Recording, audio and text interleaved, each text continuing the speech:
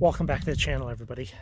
So, we are up here in the Ochoco National Forest, I believe. Ochoco National Forest, yeah. Sarah confirmed, she nodded. And we are at the White Fir agate beds. Well, Thunderegg beds. They call it an agate bed, but it's a Thunderegg bed. And these aren't really filled with agate how you might think of it, where you get the fortification and, you know, chalcedony and, you know, stuff like Richardson's Rock Ranch, those Thundereggs, the blue bed, red bed, Lucky Strike, all the stuff where it's filled with chalcedony of different mixes and matches. These are filled with yellow and red, orange, some pinkish jasper, and it's very cool. This is an official rockhounding spot. You can find this on the Oregon Rockhound map and basically in every single book there is. We are having a beautiful end of June. It is the first day of summer and it is finally starting to get nice out here. So we are going to walk around, just check it out, and then we're going to go do some digging. I already found some stuff, some people's scraps, so we'll get those wet and we'll look at those. Okay, so these are some scraps from people, and you can see that. Now, these don't really look like a Thunderegg as you might know it, and a lot of this, I don't necessarily know what exactly I'm looking for in these, so we're going to be cutting a bunch of stuff. We're going to be taking and cutting a bunch of stuff. Like that looks pretty good, and you can see from the exterior, it doesn't really have that traditional Thunderegg appearance, and this is just some stuff that has already just kind of been out. Like, I feel like that could be kind of cool. So, yeah, that. It's definitely going to be like here. This piece here is a good example. I think that's going to be really cool on the inside. So let's go around and look at some holes. Yeah, so, you know, from what I can tell, the material is pretty consistent throughout the area. I'm sure there's some areas that are going to be better than others, but there's holes, and there's stuff already worked, just like that, just like this, and stretches out kind of in all directions, really. I mean, you can maybe see there's a hole right back there in the center of your screen, and there's somebody else working over there. And you know, if you're not a picky person, well, a plethora of scrap of varying qualities is just here. Like you can see right there, there's some of that jasper. But I would like some good stuff. You know, things to cut in the slab saw and things to cut on the trim saw. So we're going to go head up there and do some digging. Good job, Leica. You find the Thunderegg. Get it. Get it. How's she breathing?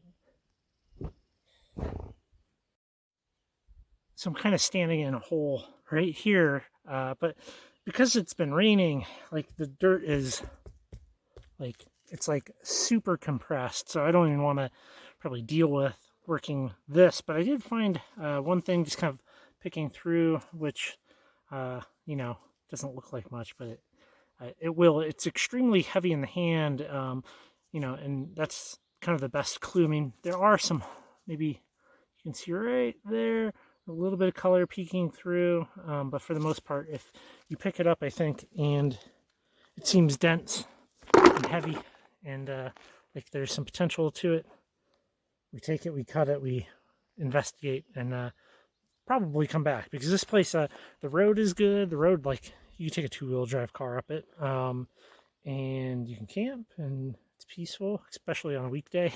I don't know about a weekend. Some of the spots that are on the Oregon Rockhound map put out by the Bureau of Land Management can get a little hectic on a nice warm summer weekend. So, you know, keep that in mind. Yeah, so some of these bigger chunks that are out here, seems like they have enough fractures in it, but there's also some some jasper in it, but like, look, a little Thunderegg. Yeah. And that's like a proper little Thunderegg. So. This is very little. Oh, hey, look at it. Yeah, I mean, that's nice. Yeah. I don't know if you can, I don't know. what to do with some of these. If you can knock it out, maybe. Probably not that. It's hard because the ground's soft and the rock's really hard. Yeah. Like I was hitting one and just like lost it.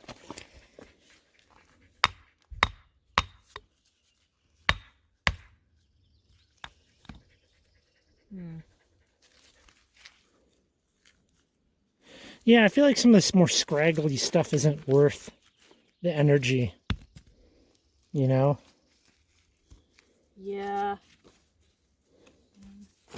Hang out here a little and then go check out that other spot that I walked by. I'll do that right now. That right there has a ton of little Thundereggs, and you can see some of that jasper.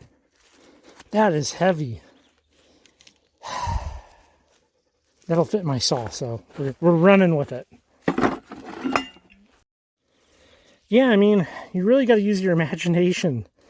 I feel like this is not a place for somebody without a saw. I mean, virtually everything that I'm seeing that I'm slightly interested in is going to be cut. So something to take into consideration when deciding whether or not you want to come out to this this place. Yeah, some of these definitely have the, come on, there we go, the shape and texture of a Thunderegg, but you know, on the inside that doesn't look like much. It just kind of looks a little rotten, to be honest. Let me show you what I have here. So I kind of came across some eggs that look like real little eggs. Like, that's very heavy, and it's seems like a real egg. Especially that one. You can kind of see a little bit of a pressure ridging on it. And then I have some, well, Sarah found that, which that looks kind of cool. I have these pieces here, like that looks like, to me, like we have an egg there, and there's, you can kind of see some little bits popping out. I think that could be potentially cool. This big piece here, I don't know about. It's very heavy. You can see that there's clearly stuff kind of going on with it, but I don't know. That wouldn't also really fit in my saw in a nice way, but that doesn't mean anything. I might still take it. But stuff that is conducive to my saw is way easier for me to deal with at home, you know? So this one right here,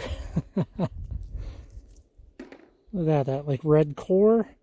You can easily face cut that. I think that's going to look pretty good. I've grabbed a number of things. I'm just kind of doing over here where people have really dug up. I've just been kind of backfilling a little bit. I mean, there's no way I'm backfilling this whole thing, but I've just kind of been taking that edge and knocking it down and going into that hole and kind of filling that hole a little bit. And as I do, I'm looking for stuff, and I've been finding some pretty decent eggs that are very, very much so like a solid good egg. So I'm excited to cut some of these.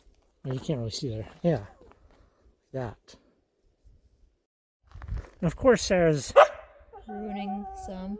But yeah, those are cool. Like, I can definitely get a little face cut off of that. Yeah, that's kind of what we're looking for. Very neat. So we have been at it for about an hour and a half, and I actually got probably a little bit more than what I was expecting. 7-gallon tote and half of a 2-gallon bucket. Lots of good stuff in here, I think, a lot.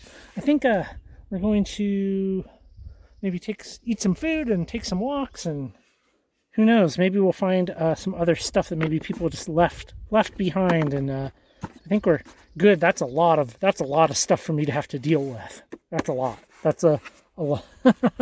lot. How many hours are in that bucket? Like the universal thing when something's neat to put it there, but I don't think that's very neat.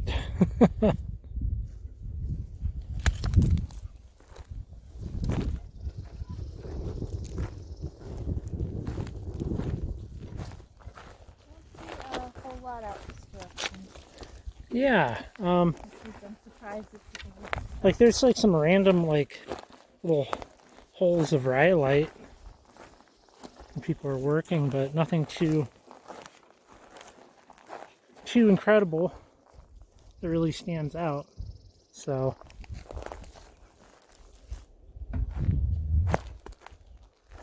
The hole under that big tree. there is. Yeah, no, this way. Let's go over there. Come forward.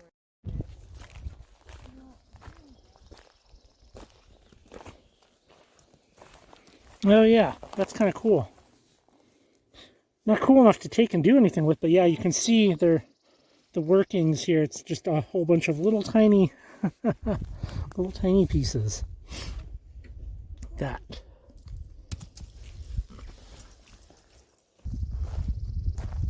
I think it's important in these types of places out here where there's just like a near infinite amount of material to really be reserved with what you take, because like that 7 gallon tote that I filled in like an hour and a half, it's gonna take, I mean, realistically, with how often we go rockhounding, like it's gonna take me a couple of years probably to get all the way through all of it.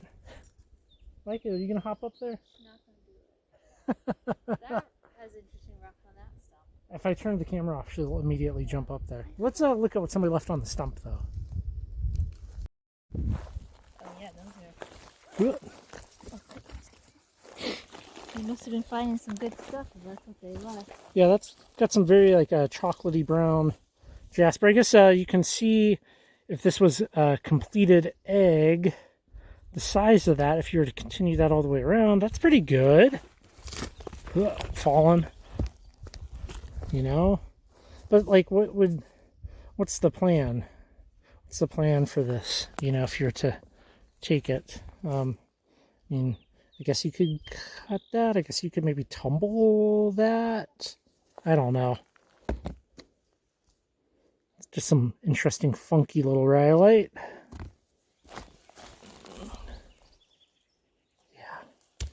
Yeah, cool. Well, I think we're pretty good here. Got some fun stuff.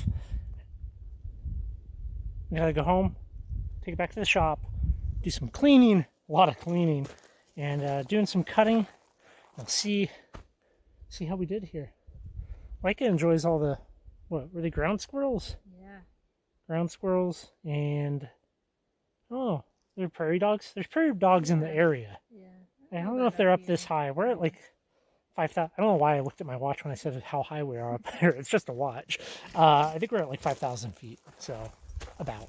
All right, I'll catch you back at the shop. Back from the white fir beds. It was really, really good, and I cut some of the material, obviously, as you can see, so that we could have a little bit of a glimpse into what some of this can look like. Obviously, I didn't cut everything, and some of it is just raw off the saw. But I think the eggs are cool. They're very unique, not like what you would typically see in many other beds. I like this one. We have kind of like that little band of pink there. I think it looks pretty good. Obviously, the rhyolite being rhyolite, it's quite pitted, which is a problem. I was very excited when I cut this egg back here. I think it looks really good until you start to see some of the fracturing. Obviously, we have a fracture running right through the middle, and we have some fractures right on the edges, which is a bummer. That is definitely a bummer. I'm not going to do anything more with it until I figure out how to fill cracks and rocks in a good way where that material then takes a perfect polish. It's certainly been a problem. I've had people tell me, I'll just float some thin CA glue, epoxy, all these different things, and I've tried a lot of stuff, and I've never found anything that really worked as people say, because people be like, oh yeah, just put some epoxy on it, let it dry, grind it off. You won't even know the cracks were there. It's like brand, it's like perfect. And I've tried a lot of things, and it's never like that. So until I find the product and the method and the technique that's like that, to take a rock and fill the pits and have it polish up like a rock, well, these are going to probably sit.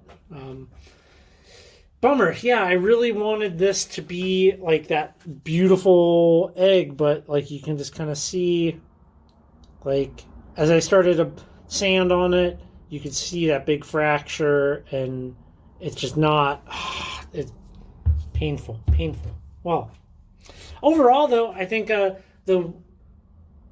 beds out there, the eggs, the area, all of that, thumbs up. I'm going to be going back someday. I have no idea when, but after seeing this, I have a much better idea as to what makes for really good material. So, maybe in the fall, maybe next summer, we'll be heading back to the White Fir bed. Well, I hope you liked this. Hope you found it educational and enjoyable. Throw me a thumbs up if you thought those things, and check out the website, currently rockhounding.com, and I will catch you on the next video.